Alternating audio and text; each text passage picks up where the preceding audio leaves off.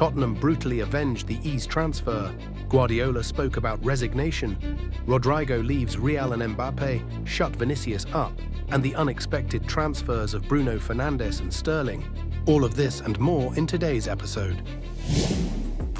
Gigio Donnarumma is close to a move to Manchester City. The Italian goalkeeper has already agreed on personal terms with the English club and is determined to work under the guidance of Pep Guardiola, whom he considers the ideal coach for the next stage of his career. Negotiations between City and PSG are ongoing, and although the French club initially demanded 50 million euros, it is expected that the final amount will be lower, approximately within the range of 40 million euros, taking into account the player's own desire to change clubs. However, Donnarumma's transfer is directly dependent on Ederson's departure. Galatasaray remains the main contender, although their initial offer of 10 million euros was instantly rejected. City values their Brazilian goalkeeper at 35 million euros and has no intention of lowering the bar, given his experience and status. Ederson himself is open to a new challenge, but has not yet given a final yes. Donnarumma has already said goodbye to PSG fans after the last match at Parc des Princes, where his reaction to the stands was eloquent. After the arrival of Lucas Chevalier from Lille, it became obvious that Luis Enrique no longer sees him as a starter, and Gigio himself wants to regain his status as number one, this time in the Premier League. His agent is actively working on finalizing the deal, and behind the scenes, a presentation at the Etihad is already being discussed. Tottenham's revenge, and it looks very serious. After Arsenal snatched Eze, the Spurs decided to hit back at the very heart of Crystal Palace's transfer campaign. According to Africa Foot, Tottenham has entered into negotiations for Bilal El Khanous, who was already close to a move to Palace for 35 million euros. Palace convinced the player of their project, agreed to personal terms, and all that remained was to agree on the payment structure with Leicester. But now Daniel Levy is personally leading the negotiations to hijack the deal, and it looks like a direct response to the loss of Eze. El Khanous is a 21-year-old technical midfielder who stood out even against the backdrop of Leicester's decline. His vision of the field, ball control, and maturity make him an ideal candidate for the role of the Spurs' new creative leader after Maddison's injury. This transfer confrontation is not just a fight for a player, but a battle for prestige and control over the market. Palace did everything right, but Tottenham has deeper pockets and an urgent need for reinforcement. By the way, Real Madrid blocked the transfer of Nico Paz to Tottenham for 70 million euros, and this is another defeat for the Spurs in the transfer market. Los Blancos intervened in the negotiations when the Londoners made an improved offer for the Argentine playmaker, who had a brilliant start to the Serie A season with Como. After a goal and an assist in the match against Lazio, Tottenham's interest became public, but Real Madrid did not activate the buyback clause this summer, instead leaving the player in Italy for another season. The Madrid club's plan is to bring Paz back in the summer of 2026, when the 10 million euros buyback option in the deal with Como becomes available. The club also has a 50% sell-on clause, which allows them to control the situation without direct intervention. Paz already calls Real Madrid his home and does not hide his desire to return. "I am happy at Como, but the future is Real Madrid." This looks like a long-term bet by Florentino Perez and another lost battle for Tottenham, who cannot break through the Madrid wall. But the Spurs are not giving up. This week they could finalize the loan of Rodrygo. Real Madrid has agreed to the offer, which includes covering the Brazilian's full salary of £345,000 per week. After the failure with Eze and the deadlock in negotiations for Savinho, Tottenham has bet on Rodrygo as a key attacking reinforcement. Although Rodrygo started against Oviedo, sources from Valdebebas confirm he is not in Xabi Alonso's plans, and he didn't even appear on the field in the match against Osasuna. Players like Mastantuono and Arda Güler are getting more trust, and Rodrygo himself is ready for a new stage outside Madrid. The only uncertainty is whether the player himself will agree to a move to London. His entourage is actively looking for options, but Rodrygo has not yet given a final yes. This could become the most high-profile loan of the summer, a two-time Champions League winner in the Spurs uniform, who are in urgent need of a replacement for Son and Maddison.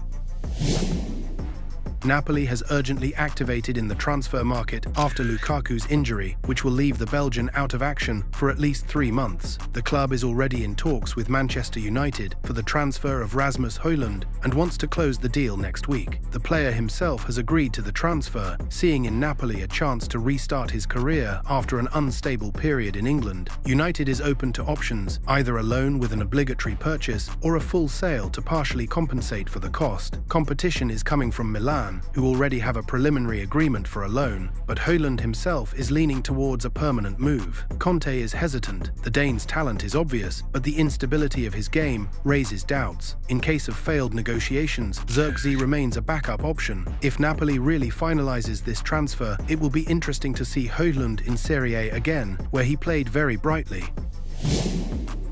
Ruben Amorim looks like one of Manchester United's weakest coaching bets. In recent years, 29 matches and only 28 points. This is a statistic that is shocking even against the backdrop of the Moyes or Solskjaer era, but the club is not giving up. Over €200 million has been spent on a transfer rebuild that includes Sesko, Mbeumo and Cunha. They believe that new blood will change the course of the season. So far, only 1 point in 2 Premier League rounds, a draw with Fulham and a defeat to Arsenal, although the team looked decent against the Gunners. Honestly, I wonder if Amorim can get United back into the top 5. It will become clear by winter whether this is a new era or just another episode in the chronicle of disappointments. The coach himself continues to pursue a long-term perspective. Success is winning titles, but we don't know if we will achieve that right now. Now is not the time to say that we are already fighting for the championship. We need to take small steps. Small steps mean preparing for every match, as if it were a final. For us, this is a final, because in this club we always feel pressure, said Amorim. He also added that the goal is not this season, but a 3-year cycle in which United must win the Premier League. And although the situation at the club can change every week, the coach calls for silencing the external noise and just doing his job.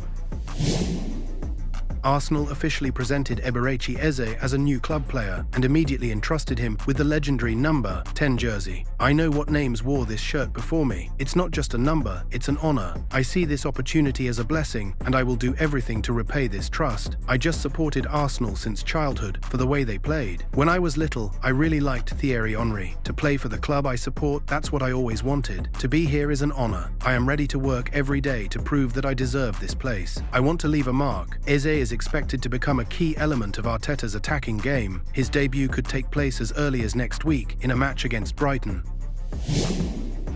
Pep Guardiola admitted that his position at Manchester City was under threat after a failed last season. In a frank interview, the Spanish coach said, "I'm very happy to be here after a bad season. If I didn't have the chairman and sporting directors that I have, I would definitely have been fired because the results were really very bad." City finished the season without a single trophy elimination in the round of 16 of the Champions League by Real Madrid, 3rd place in the Premier League, and a general loss of dominance that had lasted for more than 5 years. Guardiola admitted that the club had a serious rebuild. This season, we have 6 or 7 new players signed in the summer transfer window and a new staff. These words sound like an attempt to reset the mood around the team that lost 2-0 to Tottenham in the 2nd round of the new season. And although Pep remains in charge, his authority no longer seems unshakable.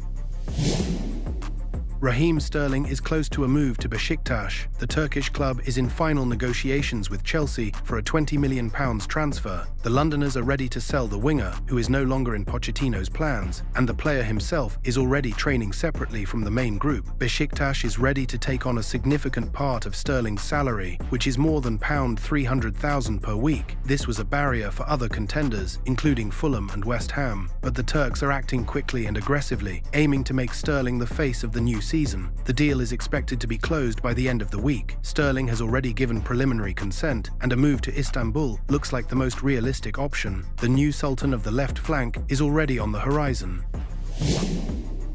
The Saudi club Al Ittihad has made a new attempt to sign Bruno Fernandes. Talks with the player's representatives have already taken place. After a failure with Al Hilal and Al Nassr, who previously offered over £100 million, Al Ittihad has reached the finish line. According to Sun Sport, Fernandes is demanding a contract of £33 million per year, and the Saudis are ready to meet these terms. But instead of a clear decision, a game of ping-pong. Bruno, I'm staying until the club tells me it's time to go. But if they decide to make money, this is football, and and I will accept it. Manchester United, we will not keep a player who wants to leave. The choice is his. Both sides are throwing the ball of responsibility to each other, and no one is taking the initiative. Classic English diplomacy, he will decide himself, but with a hint, we are not against him leaving, and all this against the backdrop of an emotional failure. In the last Premier League match against Fulham, where Fernandes missed a penalty in the 38th minute, Bruno shot over the crossbar, and after the match admitted, "Yes, I was frustrated, but that's no excuse, I just hit the ball very badly." His frustration was noticeable until the end of the game, and not even Amorim came to support him. If the transfer happens, it will be one of the most high-profile deals of the summer. The United captain in a team with Benzema, Kante and Diaby sounds like a Saudi Galacticos.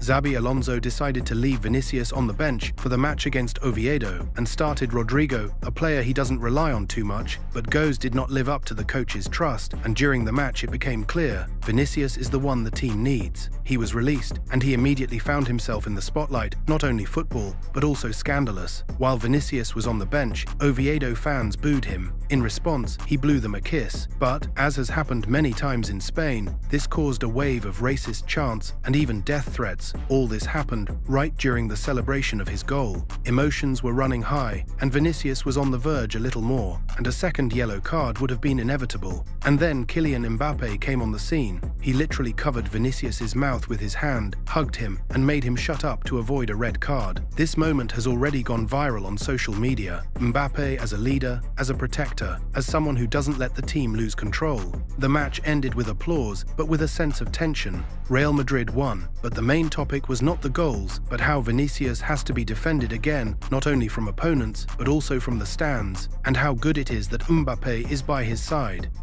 That's it for now. Don't forget to like, subscribe, and share this video. Keep watching for more football action and have a wonderful day.